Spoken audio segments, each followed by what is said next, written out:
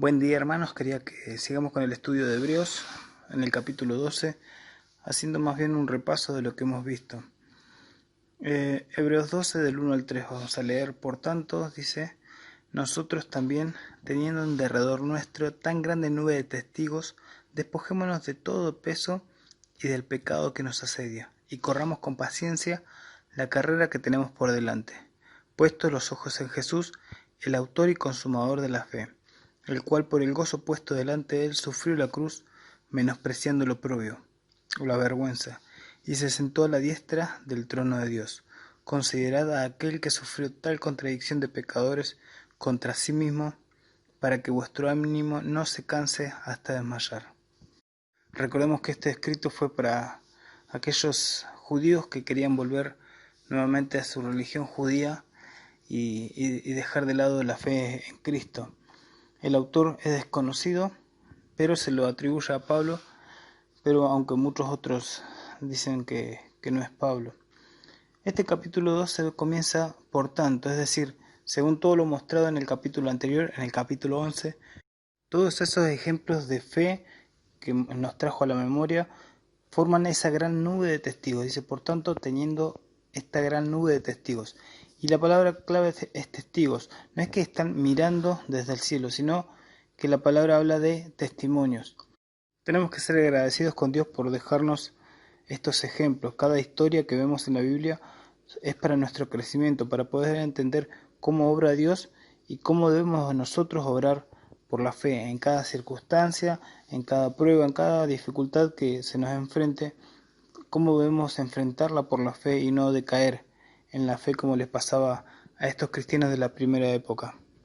Otra palabra peculiar era la palabra carrera, que es la palabra agona, de donde sale también la palabra agonía. Y el autor habla de la vida cristiana como una serie de luchas, ¿sí? Una tras otra.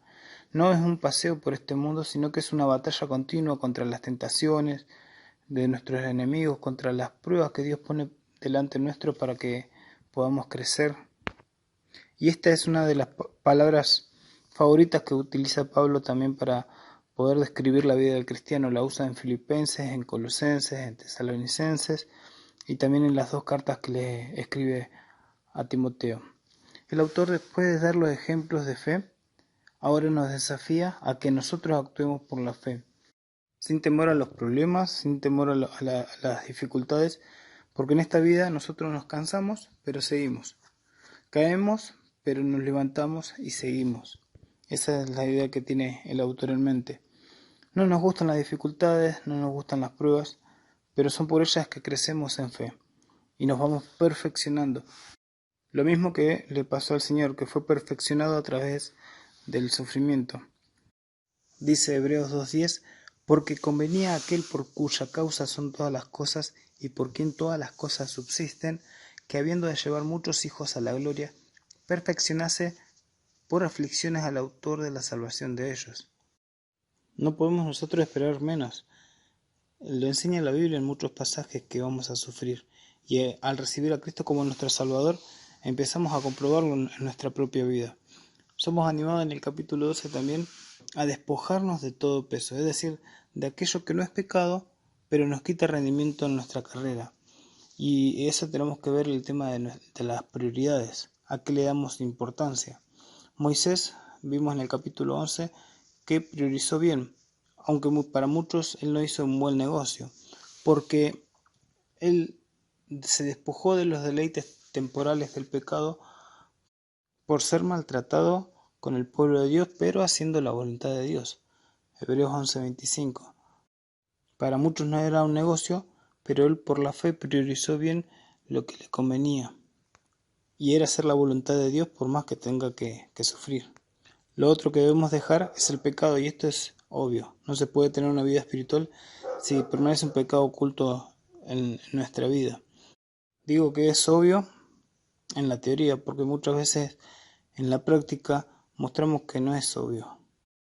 El pecado nos asedia, dice el autor, es decir, que nos rodea, y es tan fácil para nosotros pecar en cualquier momento del día, porque nos rodea y nos atrae el pecado.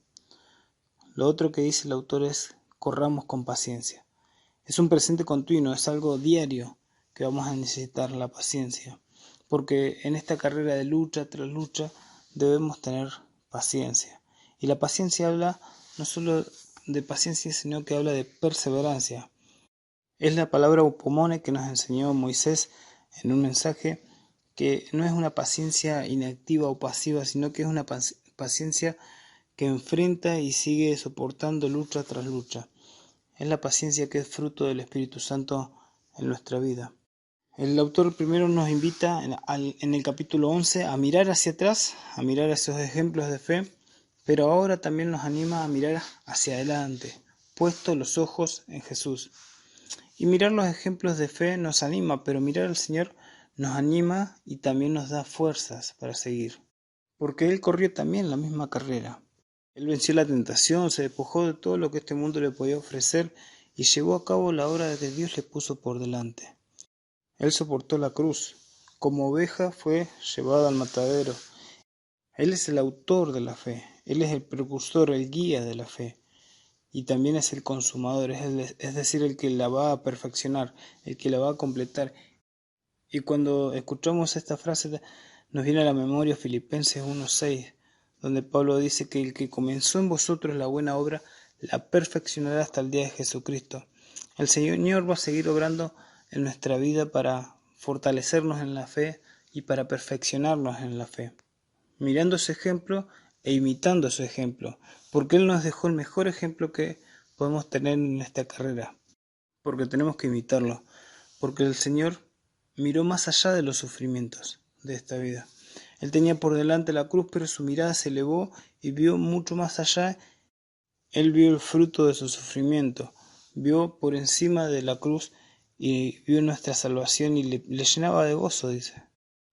Menospreció la vergüenza que traía la cruz, el ser maltratado de los sufrimientos, todo eso lo menospreció y le dio valor a lo que él iba a lograr, nuestra salvación.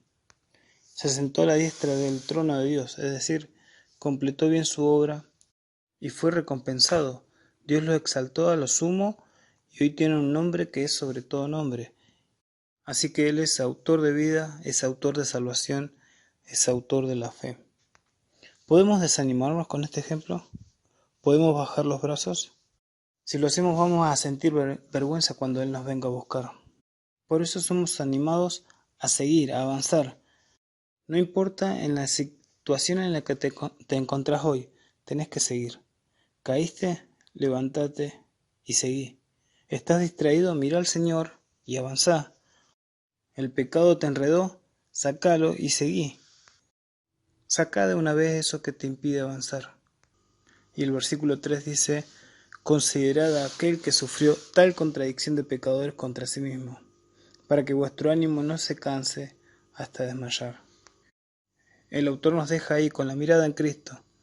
Dice considerad, es decir, mirad detenidamente la vida del Señor y nos llama a compararla con la nuestra. Miremos todo lo que Él sufrió, todo lo que Él sufrió por salvarnos, que podamos ser fortalecidos y animados con este pensamiento.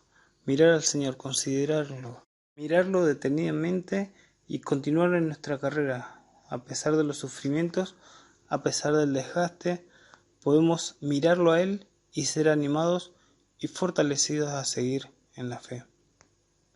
Que el Señor los bendiga.